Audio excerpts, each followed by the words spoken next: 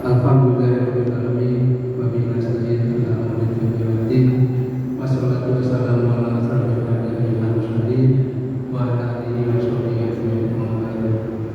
Yang saya hormati pimpinan Batin Muhammadiyah tersebut, Bapak Haji Rusdi Abdul Hamid, yang saya hormati Ketua TKM Atapa Bapak Haji Suwati Yasmin, yang saya hormati narasumber kita Ustadz Gani Yanuar Kapolda SE Al-Ahmad, dan yang saya hormati para hadirin jamaah masjid Al-Fatihah yang berbahagia. Segala puji dan syukur pada senantiasa kita panjatkan kepada Allah Subhanahu wa taala atas limpah-limpah dan karunia-Nya, sehingga pada kesempatan malam hari ini kita bisa bersama-sama berkumpul di masjid ini dalam keadaan sehat walafiat dalam menangkan acara pengajian rutin mingguan yang diselenggarakan oleh PRM Masjid Timur yang ada setiap Jumat malam Sabtu. Salawat dan salam telah kita sampaikan pada junjungan Nabi Muhammad Sallallahu Alaihi Wasallam beserta keluarga, sahabat maupun pada kita umatnya yang insya Allah masih istiqomah menjalankan jalan-jalannya. Bapak Ibu yang berbahagia, saya mengucapkan terima kasih atas kehadiran Bapak Ibu sekalian pada pengajian ini, di mana pada malam ini mengambil tema yaitu tentang Idul Adha dan Kurban.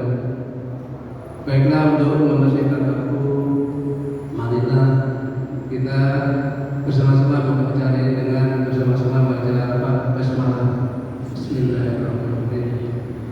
Untuk acara berikutnya yaitu pembacaan ayat suci Al-Quran yang akan dibacakan oleh Bapak Nasir. Kepada Bapak Nasir, teman-teman kami bersama. Assalamualaikum warahmatullahi wabarakatuh.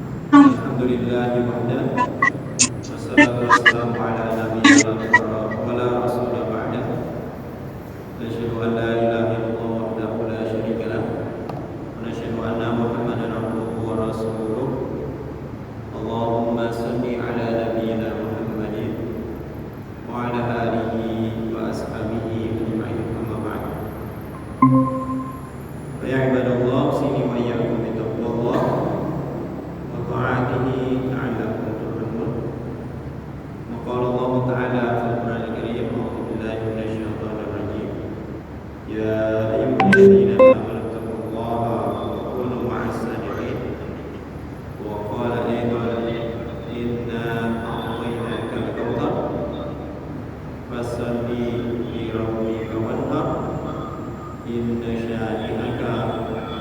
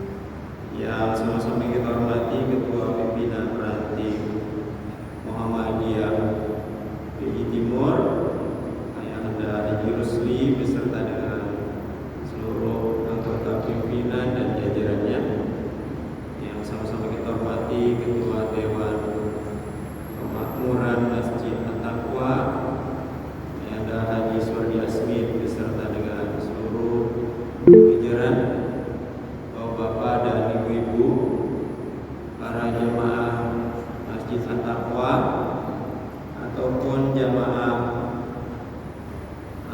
Google Meeting ya. Karena bagi Google Meet, nah, tetapi karena story jadi suara saya nggak ada. Ya kan?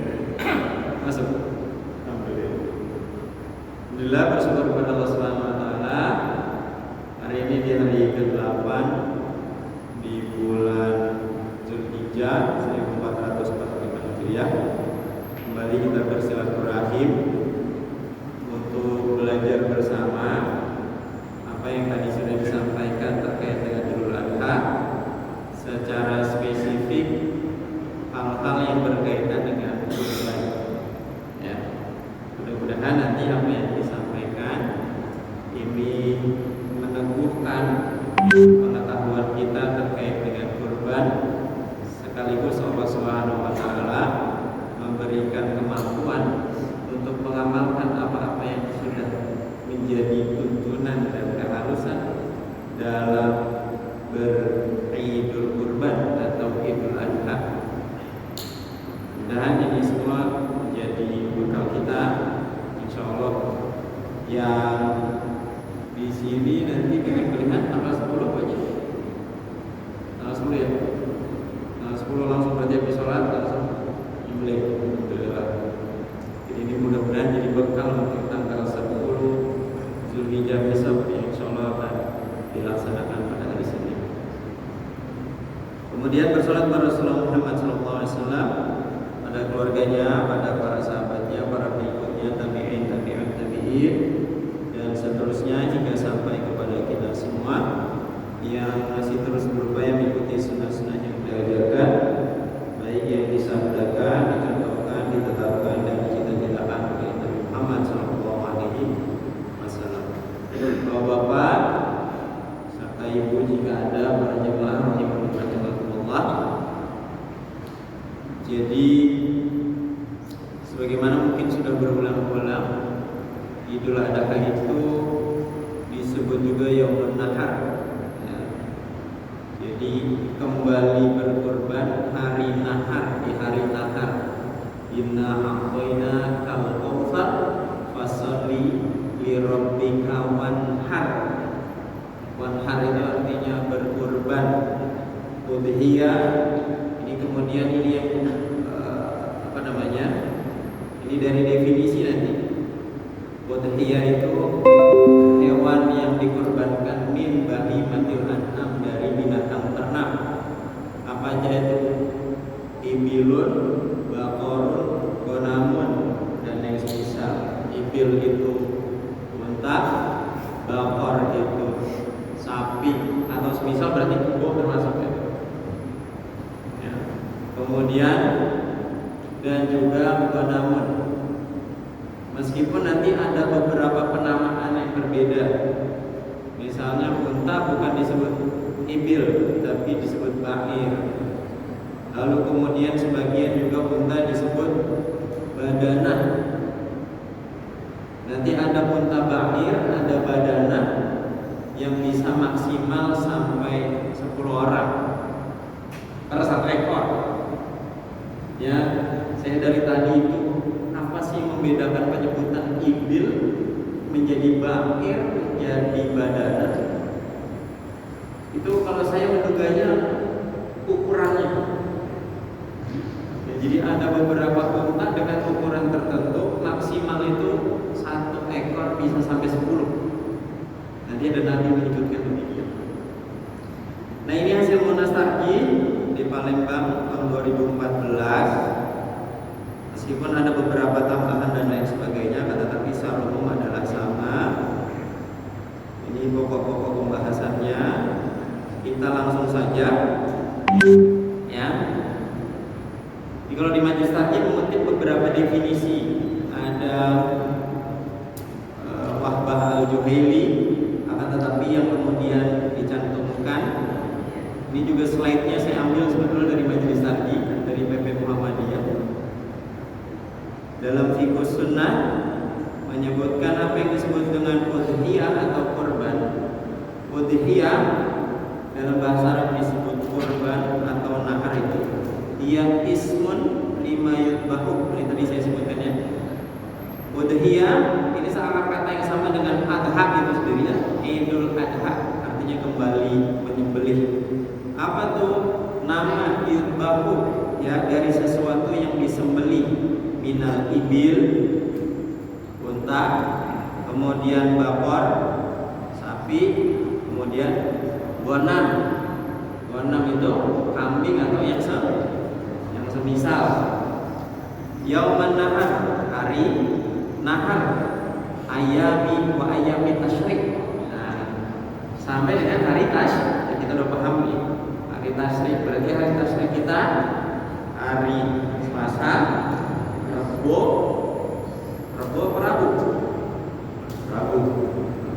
Rabu, Kamis, 3 hari ya, 11, 12, 13. Seseorang diperkenankan untuk menyembelih hewan kurbannya pada hari-hari itu. Meskipun kalau merujuk pada hadis Nabi, beberapa peristiwa dan kejadian Nabi itu menyembelihnya setelah sholat. Ya, Nabi menyembelihnya setelah sholat. Untuk apa? Kurban itu tujuannya tidak lain dan tidak bukan semakna juga dengan kurban itu sendiri, yaitu untuk bertakarrub, mendekatkan diri kepada Allah. Ya. Nah, kita langsung masuk. Jadi dari definisi itu kita langsung masuk nih. Jadi seseorang itu diperkenankan atau cukup berkurban satu orang satu kambing atau domba. Nah ini gonamun di sini disebut juga syatan. Kalau dalam kamus Al-Ma'ani itu syatan itu disebut apa? Domba betina. Jadi kalau dalam hadis ini disebut dari Jundub bin Sufyan, qala syahidul adha ma Rasulullah sallallahu alaihi wasallam. Jadi kami ini mengalami Idul Adha bersama Rasulullah sallallahu alaihi wasallam. Falamma qada salatahu binnas, setelah Nabi selesai sholatnya, yang dimaksud sholat Idul Adha, nazara kami melihat ila gonamin, ke gonamun, ya qad bihat, kambing udah pada dipotongin. Jadi habis sholat, ya Jundub bin Sufyan ini sama Nabi ngeliat, kok ada banyak kambing yang udah pada dipotongin, gitu, ya. Kemudian faqala, ya, kemudian Nabi bersabda, man dhabaha qabla shalah, siapa saja yang menyembelih hewan kurban sebelum sholat, falyadbah syatan, maka sembelihlah kambing betina. Maksudnya yang tadi nggak sah sebagai kurban, karena kurban itu harus setelah selesai. Itulah kenapa, mungkin pernah saya bahas juga, kenapa sholat Idul Adha itu matahari setinggi 1 tombak, sholat Idul Fitri setinggi 2 tombak. Karena kalau sholat Idul Adha matahari setinggi 1 tombak, harapannya agar kemudian habis sholat, karena ada penyembelihan hewan. Kalau sholat Idul Fitri rada siang berarti, karena matahari setinggi 2 tombak, memberikan kesempatan orang untuk bayar zakatul fitri. Ya. Maka kata Nabi itu gak sah, harus ganti. Gantinya pakai apa? Tuh, pakai domba betina. Nah nanti para ulama itu tidak ada yang menyebutkan bahwa yang disembelih harus jantan. Ya silahkan mau jantan atau betina.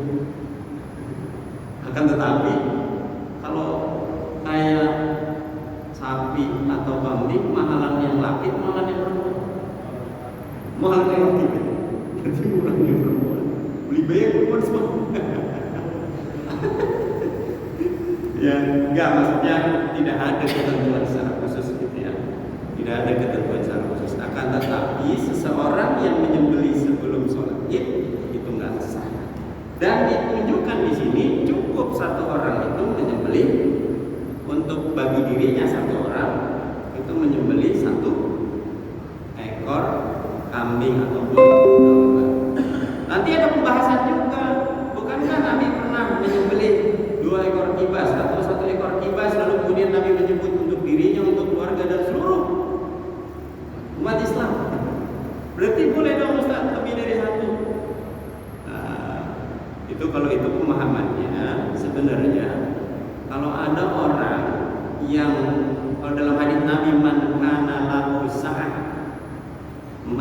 lahu sa'ah, siapa saja yang punya kelapangan, falam yudhi fala yaqrabanna musallana, lalu dia tidak korban, dia nggak boleh deketin tempat sholat kami. Nanti ada beberapa mufasir nyebut yang dimaksud deketin tempat sholat kami itu sholat Idul Adha.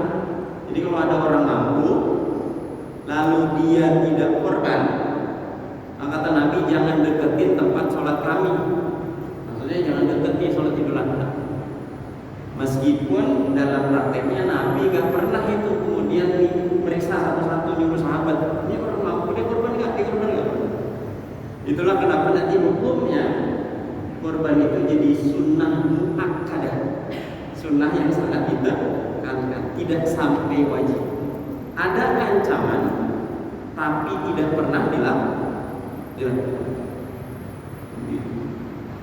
Nah, dalam konteks orang yang mampu, maka dalam satu keluarga sebetulnya itu cukup kalau yang mampu adalah suaminya, karena yang punya penghasilan suaminya.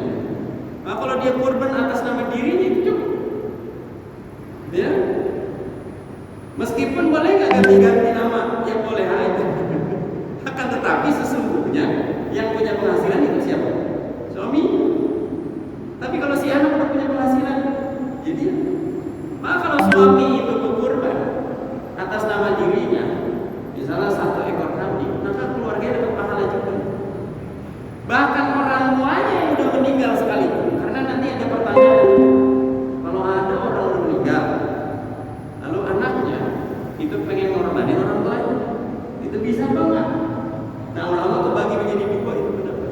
Sedangkan di Muhammadiyah ikut pandangan yang menurut Muhammadiyah, kalau ada orang korban atas nama orang yang telah wafat, itu tidak disyariatkan kecuali yang wafat pernah berada atau berwasiat. Begitu. Tapi orang tua dapat pahala nggak kalau anaknya korban, meskipun anaknya bukan yang korban atas nama itu, dapat atas kesolehan. Begitu. Ya. Nah, ini seekor sapi atau kerbau telah mencukupi kurban untuk 7 orang, atau seekor unta untuk 7 sampai 10. Ini hadisnya Bapak-bapak. Ya, dari Jabir bin Abdullah. Ini kelihatan Bapak? Kali belum kelihatan. Gede dikit. Bapak ujuk baik sono, ayo ngap sini Pak. Sono nggak kelihatan. Ya. Dari Jabir bin Abdullah annahu qala nahana Rasulullah sallallahu alaihi wasallam bil Hudaybiyah. Jadi kami ini menyembelih, atau hari nahar kami ini menyembelih bersama Rasulullah sallallahu alaihi wasallam al-badanah an sab'ah. Gitu ya. Badanah ini jadi nanti penyebutan dari ibil juga. Wal baqarah an sab'ah. Nah, di sini kalau tadi ada bakor tanpa tak marbutoh, ini ada bakor pakai tak marbutoh. Ya. Badanah an sab'ah wal baqarah an sab'ah. Jadi hadisnya ini ya anggaplah ini memperluas pengetahuan kita. Mungkin selama ini kita tahu sapi itu untuk 7. Ini hadisnya gitu. Ya. Hadisnya diriwayatkan oleh Muslim, Abu Dawud dan Tirmizi. Kemudian dari Ibnu Abbas qala kunna ma'a Rasulullah sallallahu alaihi wasallam fi safar fa hadaran nahar. Jadi Ibnu Abbas itu sama Nabi lagi safar. Lalu kemudian apa? Masuk waktu nahar atau Idul Adha. Fasharokna fil ba'ir. Maka kami itu berserikat fil ba'ir. Ini ba'ir Pak. Nah ini ba'ir itu nama lain dari unta tadi. An-ashroh 10. Tuh.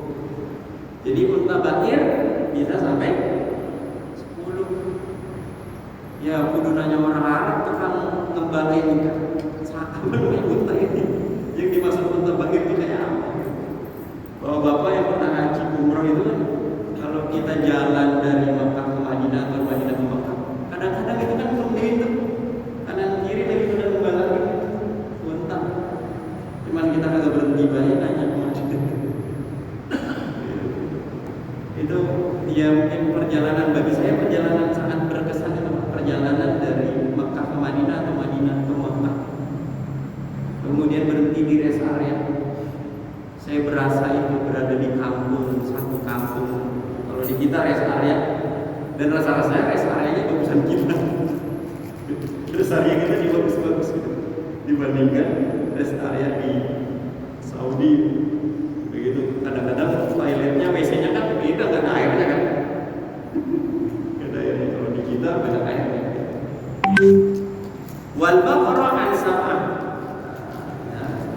Hadis diriwayatkan An-Nasa'i, Tirmizi dan Ibnu Majah. Oleh karena itu dari beberapa hadis tersebut kita pahami 1 ekor kambing untuk 1 orang, 1 ekor sapi untuk 7, 1 ekor unta 7 atau 10 orang. 10 ini berarti maksimal ya Pak? Iya maksimal hingga 10. Bagaimana kalau seandainya ada kurban atas nama sekolah? Yang anak-anak itu misalnya dia nabung tuh, ya? Saya nggak tahu ya, nabung mungkin sebulan 10.000 atau gimana? Lalu pas Idul Adha terkumpul itu bisa beli 1 ekor sapi. Itu disebut apa itu kalau begitu? Disebut kurban apa bukan?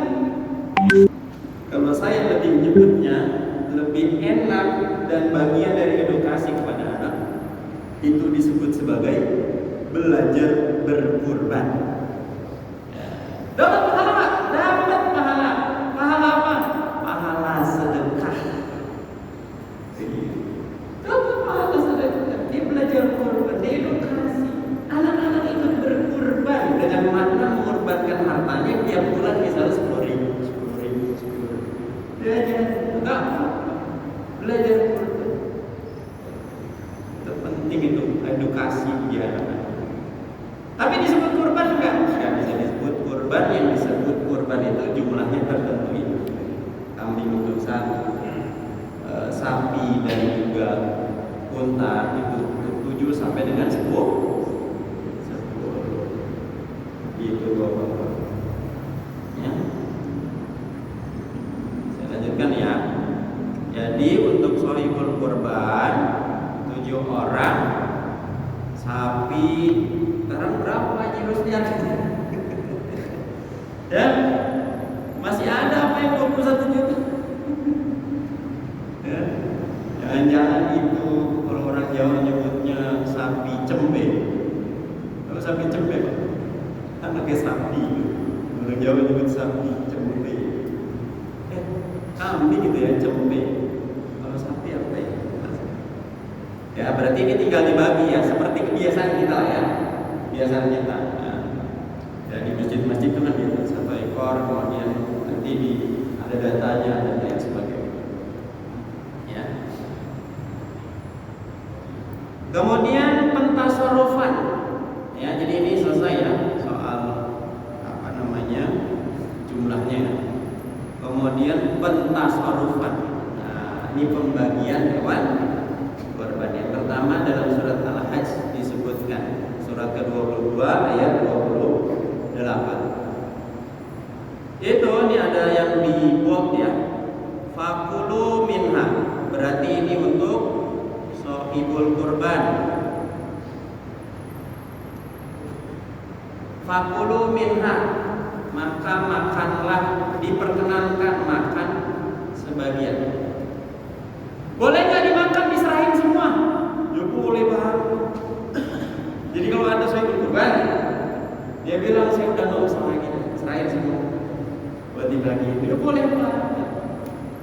Atau tadi ya mungkin lewat nih. Boleh nggak satu sapi satu orang, nggak 7? Ya boleh banget. Satu orang satu sapi. Di masjid di sana Al Furqan dekat rumah itu ada satu mahasiswa Saudi. Itu dia korban satu sapi aja. Satu sapi atas nama dirinya. Satu sapi buat dirinya. Lalu dia ditipin juga buat operasional 500.000. Itu Masya Allah. Ya, ini pertama kali.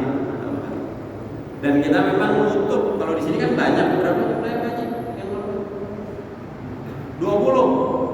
Kok kagak punya minum sapi dong? Kita minum 5. Udah kita tutup. Orangnya enggak. Karena banyak yang ngotot bocah-bocah. Udah kita tutup. Kemarin 3 pinjam 2. Ntar kalau 5 pinjam 5. Udah 5 aja. Kita cukup 5.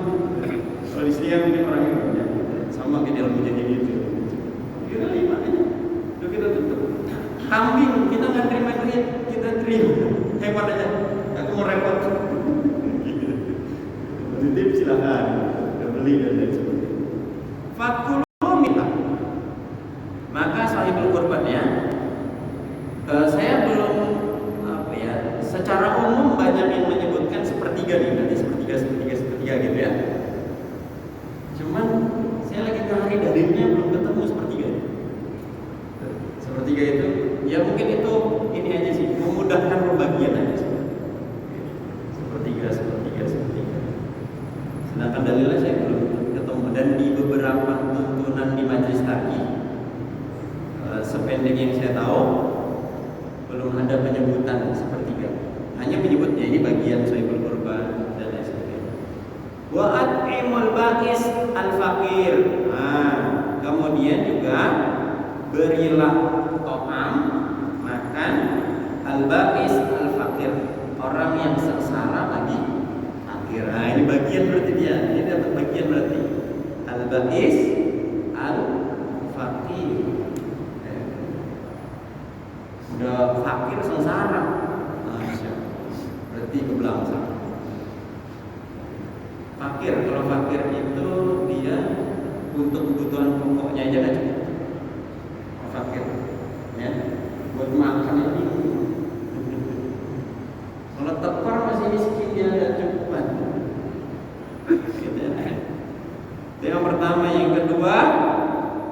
Nah, ini ya, dalam surat Al-Hajj ayat 36 tadi 28 di 36 itu disebutkan fakulu minha wa at'imul qani wal muqtar. Ya, makanlah sebagian lalu beri makan al-qani wal muqtar. Al-qani wal muqtar ini disebut di sini. Al-qani itu orang, sebenarnya orang yang qanaah. Ya, wal muqtar, orang qanaah itu berarti dia nggak minta, dan yang meminta. Artinya kalau ada penyebutan nanti panitia, dia dapat dari orang yang tidak meminta ketika semua dapat. Gitu. Tapi panitia nanti nggak boleh dia dapat bagian sebagai upah. Mohon maaf, ngambil sendiri. Nggak boleh. Mohon maaf, sanggup timbang pisang. Ada nggak? Masukin selokan. Ada nggak? Semua mau kejadian. Ya, apaan terus? Ini kak, ada aruan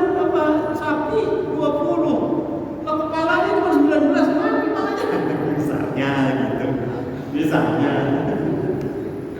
Ya. Karena ada anggapan begitu selama ini mungkin kan, ya, bahwa kalau panitia mah dia boleh lebihnya. Nanti ada hadis Nabi SAW gitu. Nabi meminta Ali bin Abi Thalib untuk menyembelih dan membagikan. Lalu Nabi berpesan kepada Ali bin Abi Thalib, tidak ada bagian sedikit pun sebagai upah dari hewan kurban itu untuk penjagal dan untuk yang bagi. Kalau penjagal itu harus dibayar, maka dia dibayar dari upah di luar dari daging kurban. Kalau kalau penjagal dia dapat bagian itu ketika semua orang dapat, yang masuk kategori al-qani wal mu'tarim. Meskipun boleh jadi al-qani wal mu'tarim ini kan qanaah, orang qanaah merasa cukup. Ada nggak orang miskin yang nggak mau minta? Ada aja orang miskin nggak mau minta. Tapi di saat yang sama sebagai panitia kita harus punya datanya. Al-qani wal mu'tar. Jadi yang qanaah dan orang yang minta. Ya, jadi tidak meminta dan yang meminta. Tapi ngarepin. Ya nanti semua memang harus dibagi di semua itu nanti akan kebagian, tapi tidak boleh disebut sebagai upah. Itu harus dipahami di sini. Ya. Kalau dulu di sono itu sering kali di sono bagi zaman saya kecil, penjagal itu dapat pahala itu buat upahnya. Begitu. Penjagal dapat pahala. Saya lupa itu namanya siapa itu tuh penjagal itu. Nah, pokoknya orangnya namanya ulama sini nih. Orang udah meninggal. Dulu yang paling ahli motong cuma dia. Jadi kalau dia motong berapa pala buat dia, banyak buat palanya dia di rumah. Pala kebo, pala sapi. Ya. Ini kalau dalam hadis Nabi Sallallahu Alaihi Wasallam, ini hadis yang dimaksud, yang saya maksud tadi ya. Anna Ali bin Abi Thalib, ya. Kemudian anna Nabi Sallallahu Alaihi Wasallam amarahu, memerintahkan kepadanya ayyaku ma'ala, untuk membantu, ya, budnihi dalam penyembelihan hewan kurban. Jadi Nabi minta tolong kepada Ali bin Abi Thalib yang mengabarkan, ya, bahwa Nabi SAW memerintahkan kepadanya untuk membantu melaksanakan kurban, ya. Ini budnihi, maka tadi unta itu disebut ibil, bakir, badana ala budnihi. Wa amarahu ayak sima, ya, dan juga memerintahkannya untuk apa? Untuk membantu ngebagiin distribusi. Karena di masa Nabi nggak ada panitia, Pak. Nggak ada itu struktur panitia, ketua, sekretaris, bendahara. Kagak ada, belum ada seperti itu. Maka kepanitiaan kurban itu dikiaskan dengan ini. Kepanitiaan kurban beda dengan amil dalam zakat. Ya. Jadi kalau amil zakat dapat bagian dari zakat. Tapi ini panitia ini lain lagi ya. Ya, untuk membagikan budnahu kullaha, semuanya itu dibagikan. Apa? Luku maha, ya, daging-dagingnya bagiin. Wa juludaha, kulit-kulitnya. Nanti ada beberapa nih pembahasan secara khusus di soal kulit. Apalagi di masa sekarang yang makin rumit, orang makin ogah ngurusin kulit. Ya. Jadi kalau Nabi itu menyebut kulit itu diminta untuk memanfaatkan, ya, dimanfaatin kulit itu. Ya, kalau dibagi-bagi rasa-rasanya dibuang. Nah, itu nanti ada solusinya. Meskipun nanti beberapa mazhab berbeda, akan tetapi nanti Muhammadiyah punya pandangan dari sekian banyak pandangan.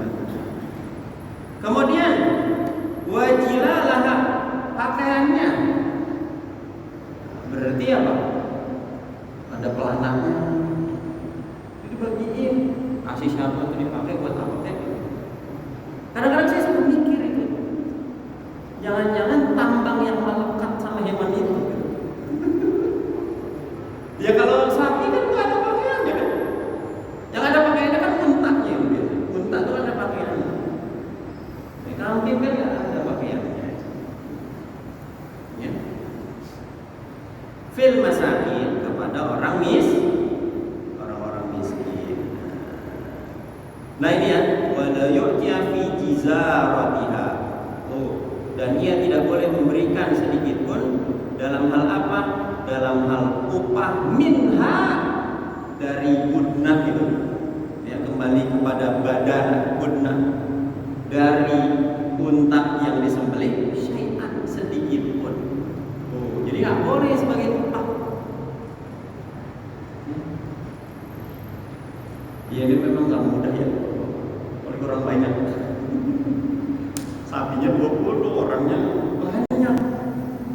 Saya kemarin juga gitu Pak. Jadi rapat di masjid itu pikirin gimana caranya ya biar tertib, kemudian bisa ikut ini gitu. Briefingnya gimana sih? Pembagian tugas, malah sempat kepikiran harus ada yang ngawasin. Harus ada yang ngawasin, ngeliatin nih.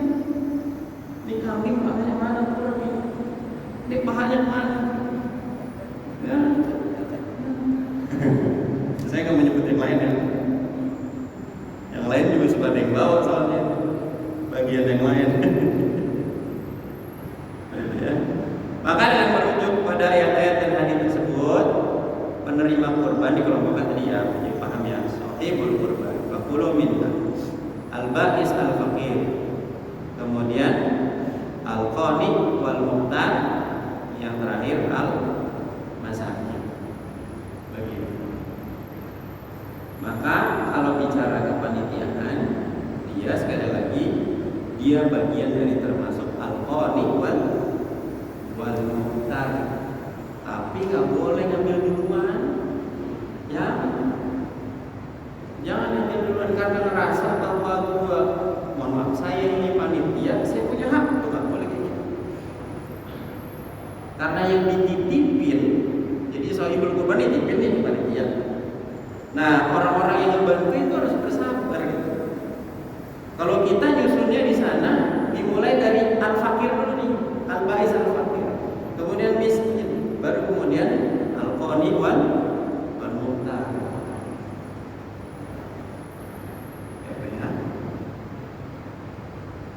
Kemudian dari hadis-hadis tersebut dan ayat-ayat tersebut juga hal-hal yang boleh dan tidak boleh dilakukan oleh sahibul kurban. Ya. Hal-hal yang dilakukan sahibul kurban ya, dimakan, memberikan, mensedekahkan, memanfaatkan dan menyimpan. Ya, jadi sahibul kurban itu jadi punya kurban, dia boleh dia makan, dia berikan, dia sedekahkan, dia manfaatkan kulitnya, kemudian kalaupun ini ya boleh aja dia simpan dagingnya. Gitu, terserah. Ada nggak yang pernah nyimpan sampai setahun? Habis. Saya pernah itu nyimpan sampai setahun. Di kulkas sampai hampir setahun itu. Saking ribet masaknya. Maunya makan doang yang udah matang. Begitu. Sedang yang tidak boleh, nah ini ya, ini ada dalam hadis ini memang disebut menjual bagian hewan kurban, baik daging, kulit dan lainnya. Ya, ditaruh teman-teman. Memberikan bagian hewan kurban sebagai ujroh, sebagai upah, tetapi boleh diberikan sebagai bagian dari penerima daging kurban tadi. Ya, al-qani wal muhtar. Nah, ini ringkasannya kayak gini ya. Sahibul kurban, fakir, masakin, qani wal muhtar. Nah, ini kalau ini tasarrufnya lil mudhaqi ya, al-udhiyah, hewan kurban kepada orang yang mendapatkan orang yang berhak mendapatkan hewan kurban yang disyariatkan dan yang dilarang. yang disyariatkan, yang dibolehkan menurut syariat, dimakan, at-taqsim dibagikan, at-tasaddaq disedekahkan, al-intifaq dimanfaatkan, al-iddikhar disimpan. Dimakan, apa yang dimakan? Dagingnya yang dimakan. Kalau bisa masak kulitnya masak kulit. At-taqsim dibagikan daging, kemudian apa nih tadi kulit, pakaiannya disedekahkan, apa nih kulitnya, pakaiannya, kemudian dimanfaatkan, apa nih kulitnya, kemudian disimpan dagingnya. Yang mamnu, yang nggak boleh al-bai' dijual, al-ujrah di sebagai upah. Nah, kemudian nih beberapa masalah ya, termasuk soal tadi ya, terutama kalau ditukar. Jadi ada kulit karena harganya misalnya dijual, lalu karena banyak uangnya dapat seekor kambing misalnya nih, boleh. Jadi kambing yang dibeli dipotong lagi di situ bagian. Atau kemudian nanti beberapa ini kalau Imam Hanafi menyebutkan kulit itu boleh ditukar, tapi dengan sesuatu yang manfaat. Kulit ditukar dengan yang manfaat. Ya apa terserah lah, sesuatu yang kemudian bisa dimanfaatkan. Akan tetapi di masalah kemudian beberapa imam yang lain, para ulama termasuk pandangan Muhammadiyah, kulit itu boleh dijual, lalu uang dari perolehan kulit itu dia nggak boleh kembali sebagai upah, tapi dia diperkenankan dipergunakan untuk apa namanya, untuk kemaslahatan. Ya, kalau di kita di sana uang penjualan kulit didapat nih, kita masukkan ke kategori yang tadi al-ba'is, al-fakir dan masakin.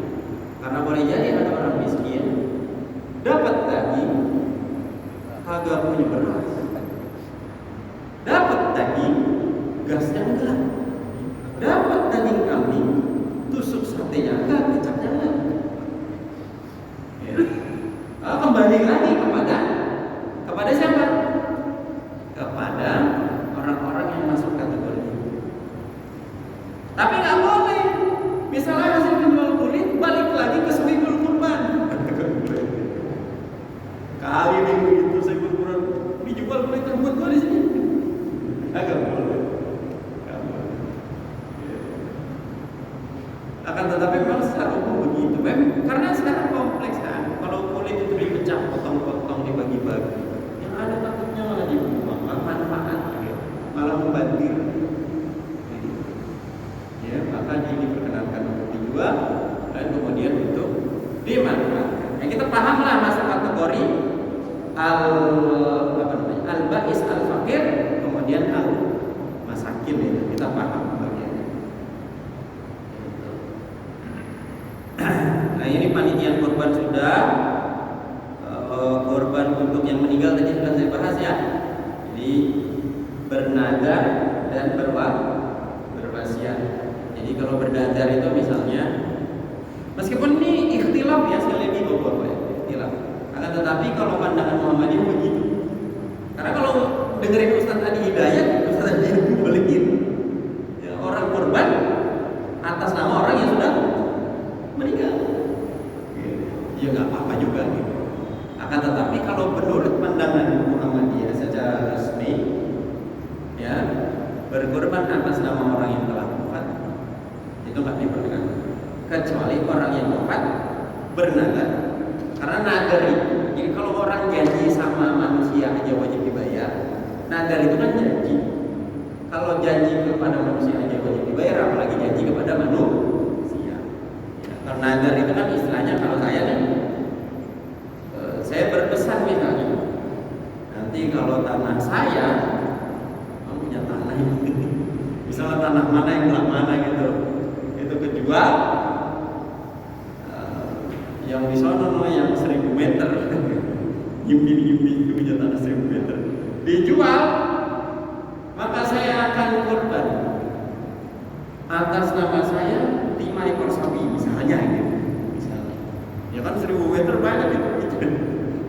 Apalagi di sini kan gaji. Saya akan korban 5 ekor sapi. Itu saya berucap begitu. Anak saya dengar nih. Ketika berucap begitu, lalu kemudian sebelum Idul Adha saya keburu meninggal. Lalu kemudian menjelang Idul Adha tanahnya dijual. Maka ahli warisnya punya kewajiban untuk menunaikan atau berwasiat di bank ada duit. Bang BSG betul nih. Lagi rame soalnya. Bahwa dia bikin instruksi menarik dan yang ada di BSG. Karena ada banyak persoalan itu Pak. Kemarin kita dapat cerita juga itu dari bendahara PP Muhammadiyah yang jadi anggota PDM Depok, Mas Haji Yana Aditya. Dia wakil ketua PDM dari Penoni perusahaan dia cerita. Banyak persoalan itu BSG, perlakuan yang tidak adil terhadap Muhammadiyah banyak. Ya. Meskipun duitnya Muhammadiyah kalau diakumulasi itu banyak banget di BSG. Banyak. Paling kalau bicara kampus, rumah sakit. Tetapi kadang-kadang CSR-nya nih, dana sosialnya susah. Apalagi nanti kalau di berita itu kan bicara soal komisaris. Ya pokoknya intinya mah ditarik, tapi nggak semuanya karena rasionalisasi. Lalu kemudian dipindahkan ke bank-bank lain yang sudah kerjasama dengan Muhammad. Nah ini dana kurban dialihkan untuk mencari dan juga pembahasan. Kurban sama akikah dibarengin, bisa nggak? Kurban sama akikah dibarengin, boleh nggak? Nah ini mah emang apa ya? Satu amal buat dua niat, kayak bisa. Akikah ya akikah, kurban ya. Begitu bapak-bapak, kita mulai dari jam 8 kurang 1/4, kurang 8:30 lewat. Saya kira cukup paham ya Pak soal kurban, soal pembagiannya. Ya nanti proses pemahamannya, apalagi orang banyak, ya patut dipahami bagian dari proses memahami, memberikan pemahaman kepada orang. Ya kadang-kadang butuh butuh usaha. Ya kadang-kadang kalau namanya orang didakwahkan itu kan ada yang mau ada yang enggak. Ya biasa aja namanya orang gitu. Akan tetapi kan kita harapannya apa yang dituntunkan oleh Nabi bisa terimplementasi. Yang ngaji juga kan nggak semuanya bantuin ikut ngaji. Tetapi secara umum kita udah paham. Ya mudah-mudahan nanti bisa dikondisikan. Mudah-mudahan kurban kita diterima oleh Allah Subhanahu wa taala sebagai bentuk kurban. Lalu kemudian tidak lupa juga untuk terus-menerus beramal soleh ya Bapak-bapak. Ya, sampai dengan nanti hari Ahad kita puasa Arafah ya. Puasa Arafah yughfiru hasanah al-madi wal baqiyah, menghapus dosa setahun yang lalu, setahun yang akan datang. Dan tidak ada puasa tarbiyah ya. Tidak ada puasa tarbiyah kan. Ya kalau mau disebut puasa, Nabi pun puasa tanggal 1 sampai tanggal 9, sering puasa. Tapi tidak menyebut sebagai puasa tarbiyah. Dan Nabi menyebutnya secara khusus itu puasa tanggal 9 ini. Nah ini nggak usah bingung juga antara Saudi dengan Indonesia dibedakan. Nah Nabi itu sebelum ada syariat haji dalam bentuk wukuf dan lain sebagainya, Nabi itu sudah puasa tanggal 9 ini. Nah, jadi tidak mesti terkait dengan wukuf di Arafah waktu itu. Meskipun ya sekali lagi ya solusi kalender Hijriah global itu menjadi keharusan. Itu bagian dari menjawab permasalahan umat Islam di seluruh dunia. Allah alam bisawab. Karena saya udah tidur dari tadi di mobil udah amap mulu haji. Katanya mau ikut ya. Di mobil udah amap mulu, jangan tidur aja. Mudah-mudahan yang disampaikan bermanfaat. Allah alam bisawab. Nasrullah wa barik basminin. Assalamualaikum warahmatullahi wabarakatuh.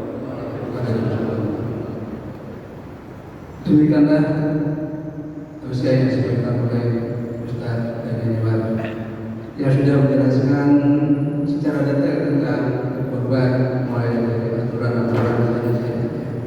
Mudah-mudahan semua apa yang disampaikan tadi bisa menambah ilmu dan wawasan kita tentang kurban yang bisa jadi panduan buat kita untuk kurban yang besok lusa. Mungkin ada bisa tanya jawab Ustaz. Boleh 1, 2 kalau banyak. Baiklah, demikianlah acara sudah kita lalui. Marilah acara ini kita tutup bersama-sama dengan baca lafaz hamdalah.